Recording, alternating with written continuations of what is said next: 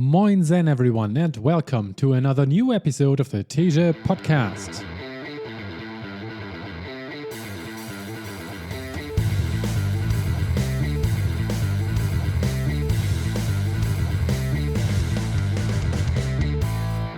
This is a book episode about David McRaney's book, You Are Not So Smart. Why your memory is mostly fiction, why you have too many friends on Facebook, and 46 other ways you are deluding yourself. This book has 322 pages, and I finished reading it on July 26th of 2025. Impressions. Does it take a masochistic person to buy a book with a title like this one? It might, but that's because of a fallacy I've come across a few years ago. About 65% of people think they are more intelligent than the average person. This is super funny because it shows how so many people lie to themselves, and chances are you and I do it too. Learning about that study, I started to internalize the notion that there's a good chance I'm not as smart as the average human. And the more you learn about how brains work, and the more you learn about how human brains work, the more you realize all the wrong assumptions and shortcuts they make to make their own lives easier. Knowing about the ways our brains trick us should give us an advantage and maybe the ability to circumnavigate these situations in order to make better decisions in life. This is not in the book, but there are simple examples like smoking cigarettes. The chemicals in the nicotine trick our brains into thinking we need the stuff even though we don't, and even though it's super bad for us and has zero advantages. Still, around 1.18 billion people worldwide smoke regularly and will tell you that they smoke because it feels good, or because of some variation of that. They'll end that sentence with a big cough. Their brains are tricked, they lie to themselves and fall for it. It's possible to break the circle though, and I hope books like these help. Some other examples are more complex, and this book presents them all in an entertaining way.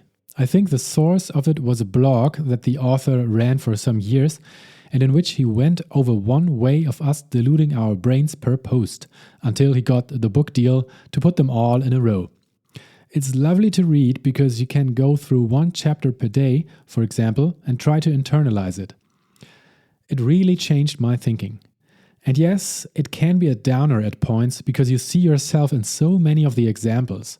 We make so many bad judgment calls every day and say so much stupid stuff without being aware of it. But I think the bottom line is definitely a good one. Knowing about the problem is the first step to attacking it.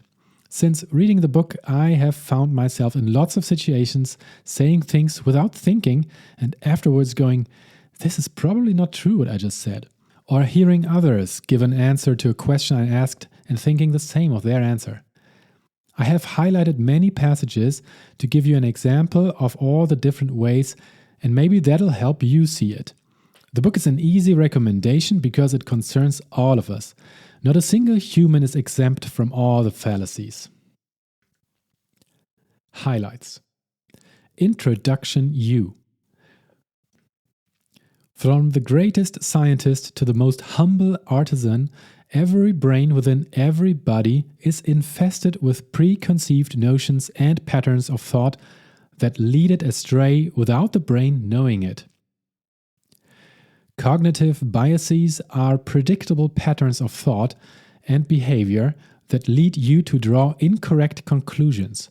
You and everyone else come into the world preloaded with these pesky and completely wrong ways of seeing things, and you rarely notice them. 1. Priming. You often invent narratives to explain your feelings and decisions and musings because you aren't aware of the advice you've been given by the mind behind the curtain in your head. 2. Confabulation. You are a story you tell yourself. You engage in introspection, and with great confidence you see the history of your life with all the characters and settings, and you at the center as protagonist in the tale of who you are. This is all great, beautiful confabulation without which you could not function. How do you separate fantasy from reality? How can you be sure the story of your life, both from long ago and minute to minute, is true? There is a pleasant vindication to be found when you accept that you can't. No one can. Yet we persist and thrive. 3. Confirmation bias. Confirmation bias is seeing the world through a filter, thinking selectively. The real trouble begins when confirmation bias distorts your active pursuit of facts. Over time, by never seeking the antithetical through accumulating subscriptions to magazines, stacks of books, and hours of television, you can become so confident in your worldview that no one can dissuade you. 4. Hindsight bias. When we asked them to evaluate the phrase, "love is stronger than fear," they agreed with it.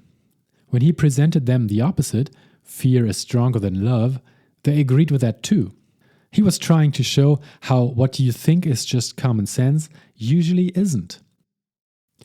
If you see lots of shark attacks in the news, you think, "Gosh, sharks are out of control." What you should think is, "Gosh, the news loves to cover shark attacks." 5. The Texas sharpshooter fallacy. To admit the messy slog of chaos, disorder, and random chance rules your life, rules the universe, is a painful conceit. 6. Procrastination. This is sometimes called present bias, being unable to grasp that what you want will change over time, and what you want now isn't the same thing you will want later. You are really bad at predicting your future mental states. In addition, you are terrible at choosing between now and later. The tendency to get more rational when you are forced to wait is called hyperbolic discounting, because your dismissal of the better payoff later diminishes over time and makes a nice slope on a graph. Capable psychonauts who think about states of mind, about set and setting, can get things done not because they have more willpower or drive, but because they know productivity is a game played against a childish primal human predilection for pleasure and novelty that can never be excised from the soul. 8. Introspection. Before Wilson's work, the general consensus was to see careful deliberation as good, but he showed how the act of introspection can sometimes lead you to make decisions that look good on virtual paper, but leave you emotionally lacking.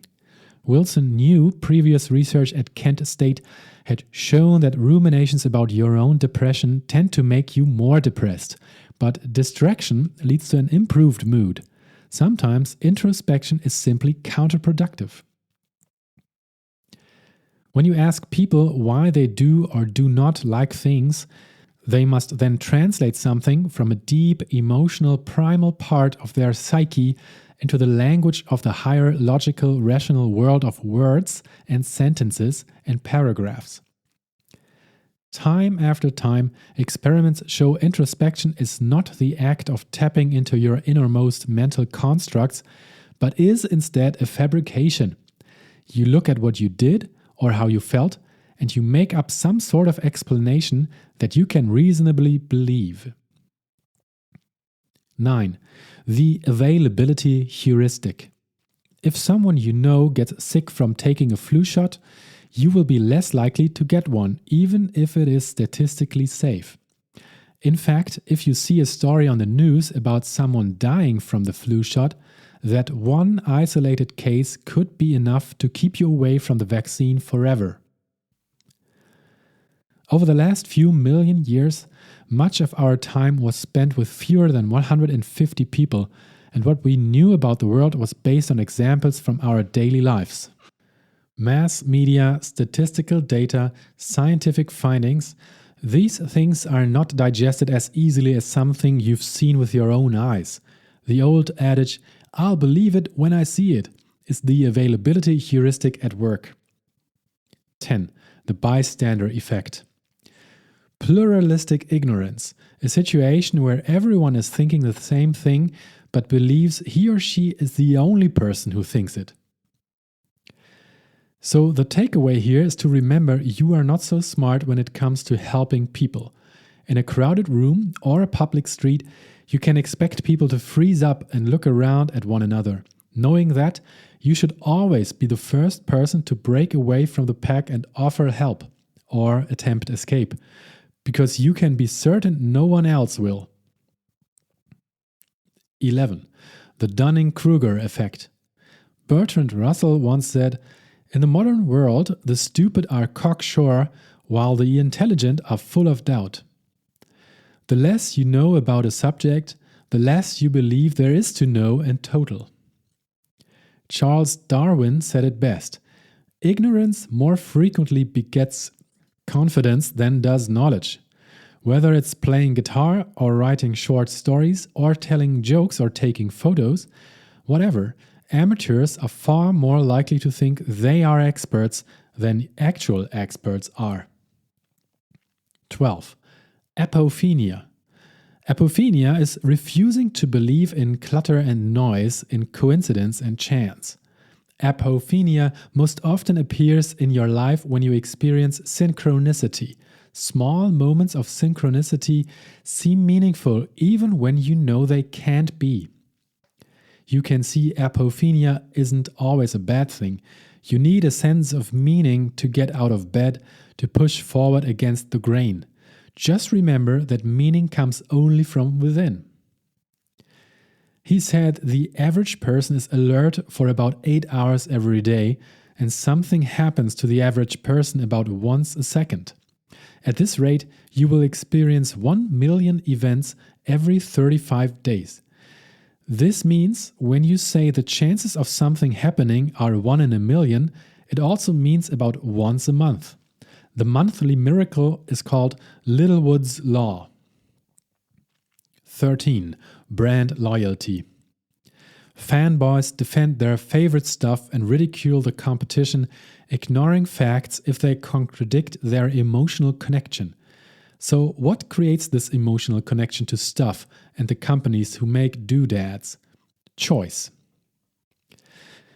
To combat post-decisional dissonance, the feeling you have committed to one option when the other option may have been better, you make yourself feel justified in what you selected to lower the anxiety brought on by questioning yourself. 17. The ad hominem fallacy. If a smoker tells you he or she thinks it should be legal to smoke in restaurants, you can't wave your hand in the air and dismiss that opinion, because the person offering it has a personal stake in the matter. Maybe the smoker has a point, maybe not, but the fact that he or she is a smoker shouldn't confuse your thinking. 18. The just world fallacy. When you hear about a situation you hope never happens to you, you tend to blame the victim, not because you are a terrible person, but because you want to believe you are smart enough to avoid the same fate.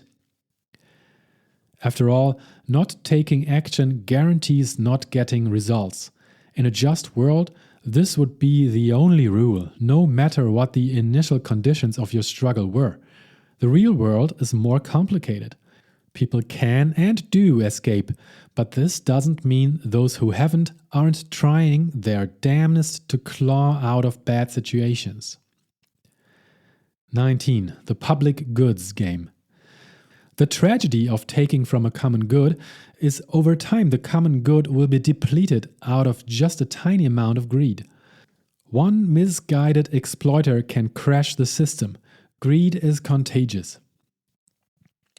If everyone else is still being a good citizen of the game, everyone will still win.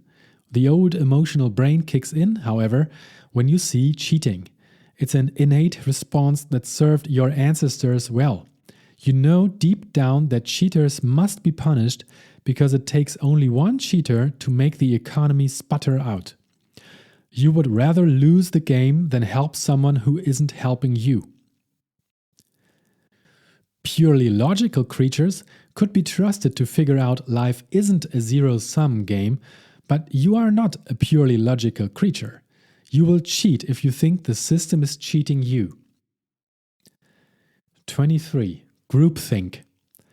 True groupthink depends on 3 conditions: a group of people who like one another, isolation, and a deadline for a crucial decision.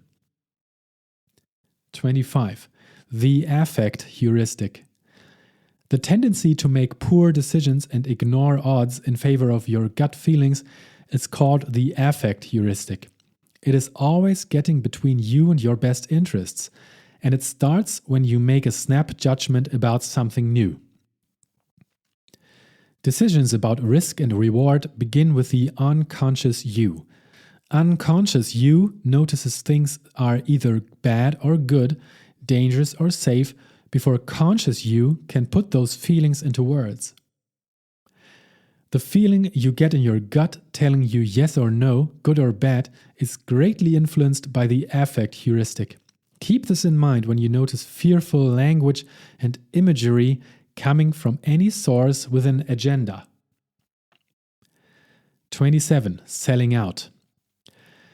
Think about an archetypal punk rocker with chains and spikes, gaudy pants, and a leather jacket.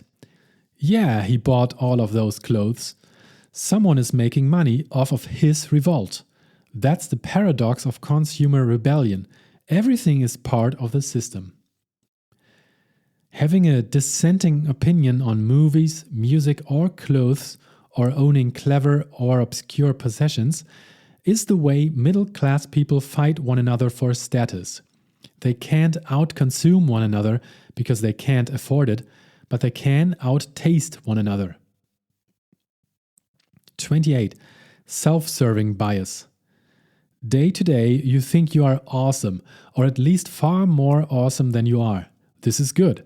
Self-esteem is mostly self-delusion, but it serves a purpose. You are biologically driven to think highly of yourself in order to avoid stagnation. According to research conducted by Ann Wilson and Michael Ross in 2001, you see the person you used to be as a foolish bumbler with poor taste, but your current self as a legend who is worthy of at least 3 times the praise. 29.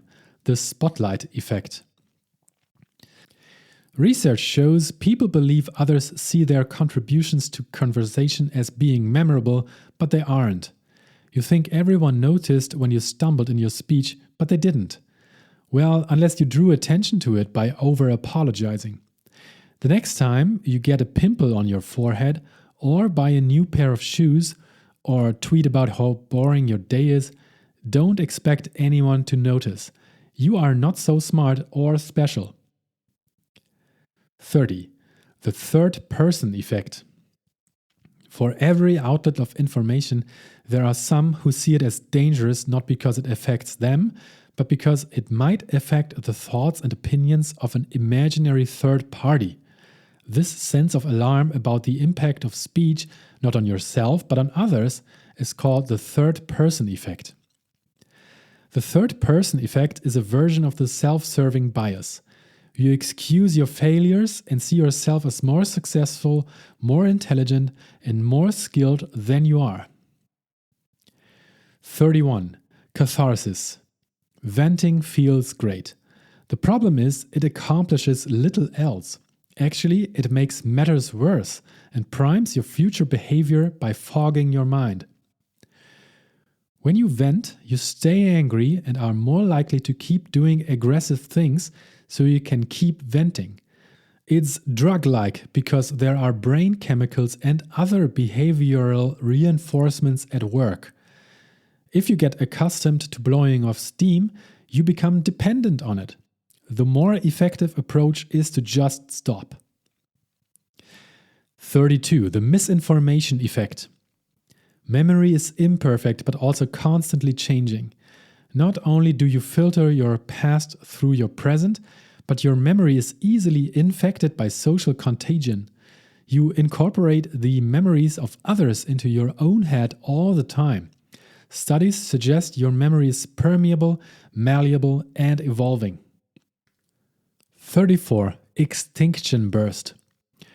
Skinner became convinced conditioning was the root of all behavior, and he didn't believe rational thinking had anything to do with your personal life.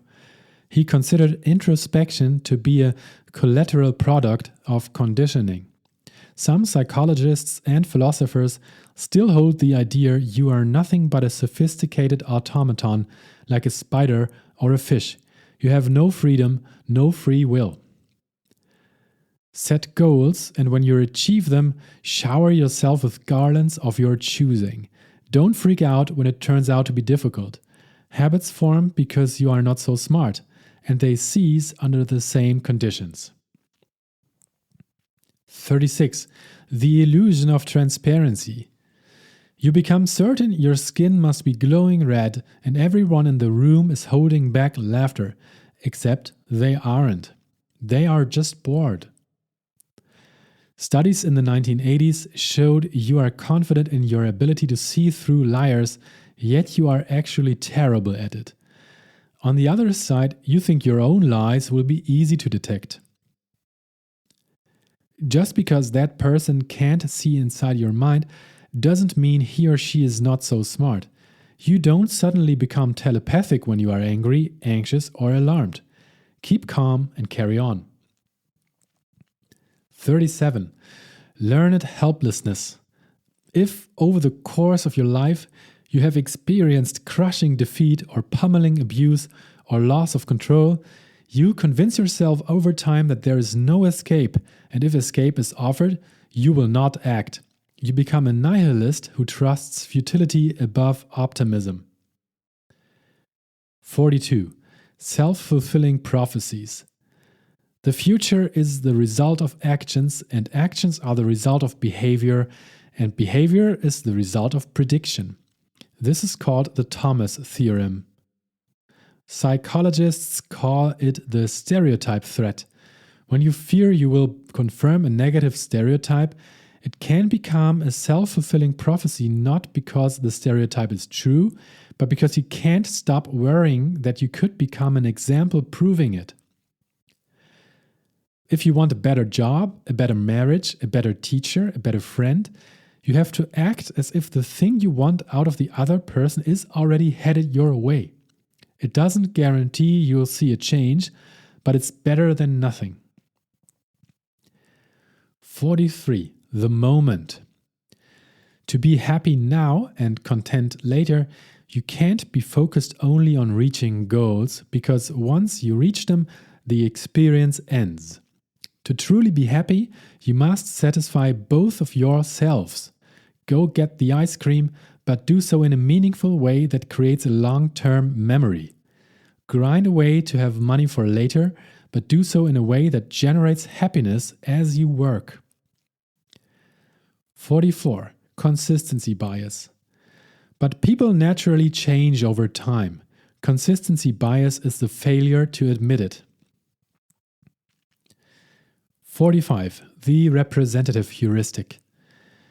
Is it more likely Linda is a bank teller, or that she is a bank teller and is active in the feminist movement? Most people who read the above description pick the second answer, although it is statistically more likely she is a bank teller. There are more bank tellers in the world than bank tellers who are feminist, no matter what sort of background they may have. When you expect people to be a certain way because they seem to represent your notions of the sort of people in that category, you are not so smart. 47. The illusion of control. The researchers concluded most people engage in magical thinking to some degree, assuming their thoughts can influence things outside of their control. Power breeds certainty, and certainty has no clout against the unpredictable, whether you are playing poker or running a country. Psychologists point out these findings do not suggest you should throw up your hands and give up. Those who are grounded in reality, oddly enough, often achieve a lot in life simply because they believe they can and try harder than others. If you focus too long on your lack of power, you can slip into a state of learned helplessness that will whirl you into a negative feedback loop of depression. 48. The fundamental attribution error. Instead of saying, Jack is uncomfortable around people he doesn't know, thus, when I see him in public places, he tends to avoid crowds, you say, Jack is shy. It's a shortcut, an easier way to navigate the social world. Your brain loves to take shortcuts. You commit the fundamental attribution error by believing other people's actions burgeon from the sort of people they are and having nothing to do with the setting. When a man believes the stripper really likes him, or when the boss thinks all his employees love to hear his stories about fishing in Costa Rica, that's the fundamental attribution error. People are not good at heart, Zimbardo says, but because their environment encourages it. Anyone, he believes, is capable of becoming a monster if given the power and opportunity. Well, this is a sobering end to this podcast episode. I'm sorry about that. But yeah, this is a scientific book that cites lots of sources and intelligent people talking about stuff they spent their whole lives exploring. So I felt like it was a really good read. And maybe it's something for you as well. I hope this episode helped you in deciding that. And if not, no problem. Anyways, I hope you have a great day and all the best to you. Bye bye.